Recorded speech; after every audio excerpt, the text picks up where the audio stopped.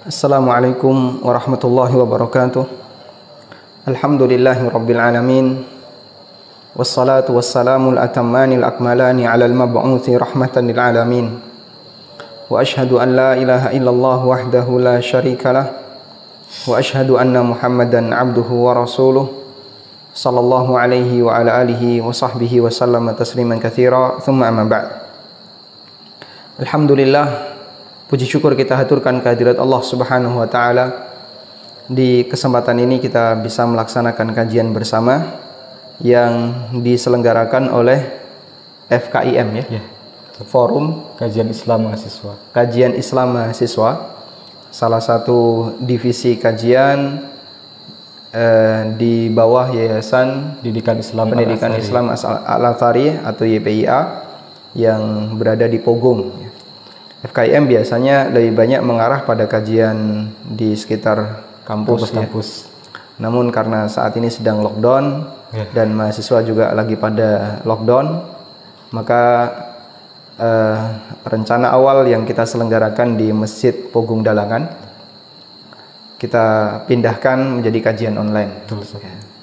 Semoga memberikan kita kesempatan atau tetap memberikan kita manfaat meskipun Anda tidak bisa hadir di masjid, namun kita tetap bisa belajar bersama. Baik, selanjutnya kita akan bahas sebagaimana tema yang tadi disampaikan ya. Mengenai fikih puasa Ramadan. Saya yakin tema seperti ini sudah sangat sering Anda dengar, apalagi bagi para pemirsa, Bapak Ibu yang sudah terbiasa mengikuti kajian-kajian di sekitar kampus maupun kajian di masjid sekitar rumahnya. Karena pembahasan masalah fikih puasa bukanlah sesuatu hal yang baru. Sehingga mungkin muqaddimah yang saya berikan tidak banyak, apalagi tadi panitia dan kita merencanakan agar kajian ini lebih banyak diisi dengan forum tanya jawab. Jadi bagian dari muqaddimah yang pertama ya. Bagian dari kewajiban seorang muslim adalah belajar terlebih dahulu sebelum beramal. Dan itu kaidah umum yang sudah kita pahami bersama sebagaimana yang dinyatakan oleh Imam Bukhari dalam kitab sahihnya, al-ilmu qabla al-qawli wal amal. Tentang kewajiban seorang muslim untuk berilmu terlebih dahulu sebelum dia berbicara atau dia beramal.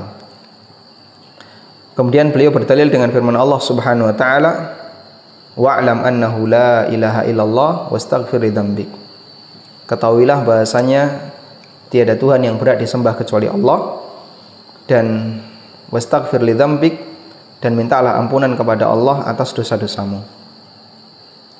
Di ayat ini Allah Subhanahu wa taala mengawali dengan perintah wa'lam. Ketahuilah, berarti menunjukkan berilmu terlebih dahulu sebelum melakukan aktivitas apapun, baik yang sifatnya ucapan maupun perbuatan. Karena itulah sangat baik sekali ketika seorang muslim belajar terlebih dahulu dalam setiap aktivitas dan kegiatannya, sehingga kita perlu melakukan muqaddimah sebelum kita beramal, yaitu mempelajarinya. Karena sebentar lagi kita akan masuk bulan Ramadan, maka kita juga perlu muqaddimah sebelum masuk bulan Ramadan. Apa saja yang harus kita pelajari terkait Ramadan. Sebagaimana kita lihat semangat kaum muslimin ketika mereka mau berangkat haji atau umroh, mereka begitu semangat untuk belajar. Sampai manasik yang dilakukan 3 kali, 4 kali dari tempat yang sangat jauh mereka mau datang. Karena mereka ingin agar kegiatan haji dan umrohnya itu sukses dan tidak ada pelanggaran disebabkan karena ketidaktahuan.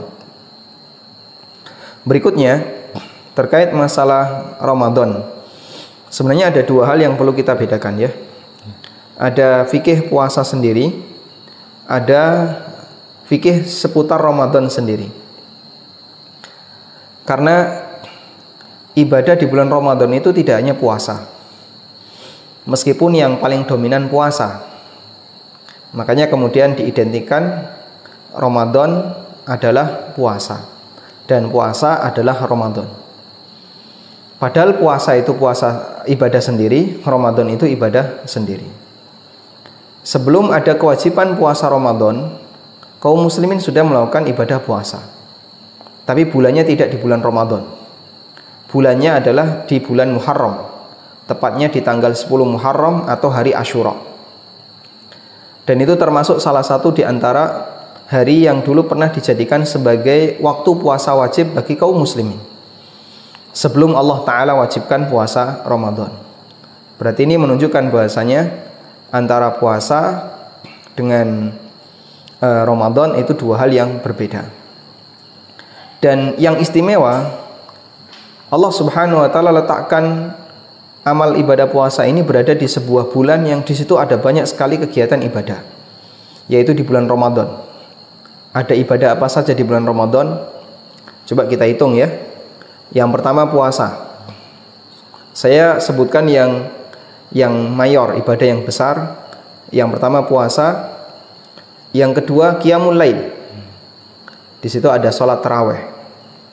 Makanya ketika di luar Ramadan kita tidak dianjurkan dan tidak disyariatkan untuk tarawih, karena tarawih itu bagian dari syiarnya Ramadan. Kemudian di sana ada ibadah zakat, yaitu zakat fitrah, yang itu ditunaikan di akhir Ramadan. Kemudian di sana juga ada ibadah iktikaf, yang itu dilakukan di 10 terakhir Ramadan. Kemudian juga ada ibadah yang bentuknya memperbanyak membaca Al-Quran, sebagaimana praktek yang dilakukan oleh para ulama, yang itu sejalan dengan firman Allah Ta'ala, Syahru Ramadan alladzi unzila fihi al-Quran. Bulan Ramadan adalah bulan di mana Al-Quran diturunkan di sana. Dan masih banyak kegiatan yang lainnya yang sifatnya minor, yang itu dianjurkan untuk dilakukan selama bulan Ramadan. Ini menunjukkan bahasanya bulan Ramadan adalah bulan yang sangat istimewa, di mana Allah Subhanahu wa Ta'ala menjadikan bulan ini sebagai bulan yang menampung banyak sekali kegiatan ibadah. Sehingga kalau Anda bisa melakukan dari sekian banyak ibadah ini dengan baik, insya Allah Anda akan bisa mendapatkan keutamaan yang besar dari keberadaan bulan Ramadan. Mereka yang puasanya penuh, mereka yang sholat tarawihnya tidak pernah absen, bahkan ditambah dengan qiyamul lail setelah tidur, mereka yang melaksanakan atau yang khataman Quran, mereka yang melaksanakan zakat fitrah, bahkan mereka yang sanggup untuk iktikaf di 10 terakhir Ramadan, maka subhanallah berarti telah melaksanakan sekian banyak amalan yang itu diletakkan oleh Allah Subhanahu wa Ta'ala dalam bulan yang sama, yaitu di bulan Ramadan. Kemudian terkait puasanya, seperti yang kita tahu bahasanya amal puasa ini amal yang menjadi salah satu rukun Islam, sebagaimana disebutkan dalam hadis yang sahih, bunyal Islamu ala khamsin, dan salah satunya Nabi SAW menyebutkan wasiyamu Ramadan. Di antara rukun Islam itu adalah puasa di bulan Ramadan. Dan ini menunjukkan bahasanya amal puasa merupakan amal yang luar biasa. Bahkan sebagian ulama mengatakan salah satu di antara bukti kehebatan puasa, Allah Ta'ala jadikan puasa itu sebagai amalan yang dipilih oleh Allah untuk dijadikan kafarah. Makanya kita bisa lihat ada banyak sekali pelanggaran-pelanggaran yang dilakukan oleh seorang muslim yang Allah Subhanahu wa Ta'ala jadikan penebusnya itu dalam bentuk puasa. Seperti misalnya kafarah dzihar, kafarah sumpah, kafarah apalagi pelanggaran-pelanggaran ketika haji, itu juga ada yang bentuknya puasa. Dan beberapa kafarah yang lainnya yang Allah Subhanahu wa Ta'ala jadikan salah satu bentuknya adalah puasa. Tentang kafarah sumpah, Allah sebutkan di situ ada urutan yang pertama adalah membebaskan budak, memberi makan 10 orang miskin, atau memberi pakaian 10 orang miskin. Kalau mereka nggak bisa ini, puasa 3 hari. Allah tidak katakan kalau kamu nggak bisa puasa atau tidak bisa melakukan 3 hal yang pertama, lakukan sholat sekian rakaat, tidak. Tapi Allah pilih dan Allah jadikan sebagai kafarah itu puasa. Kafarah pembunuhan itu puasa 2 bulan berturut-turut. Kafarah melakukan zihar juga puasa. Kafarah hubungan badan di siang hari bulan Ramadan puasa. Allah Ta'ala tidak jadikan sholat sebagai kafarah, tapi Allah jadikan puasa sebagai kafarah. Artinya begini, ketika ada sebuah amalan yang itu dijadikan sebagai sarana untuk memberikan hukuman bagi seseorang yang melakukan pelanggaran, menunjukkan amalan itu bisa mengendalikan seseorang untuk menjadi lebih baik.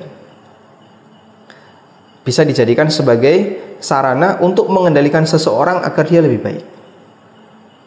Ya, misalnya ya, sebagaimana dalam teori parenting kita bisa lihat, ketika seorang anak melakukan pelanggaran, lalu dia berhak mendapatkan hukuman, maka orang tua tidak hanya sebatas memberikan hukuman, yang penting hukuman, tapi akan diarahkan oleh orang tua, kamu harus lakukan ini.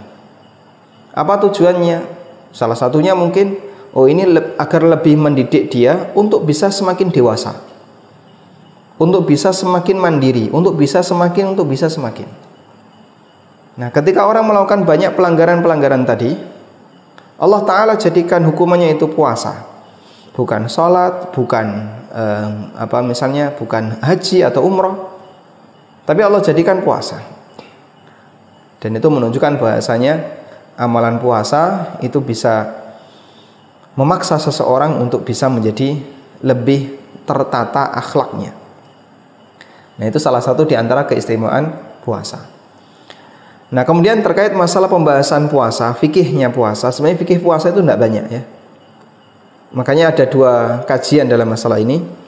Ada kajian masalah fikih dan ada kajian masalah adab.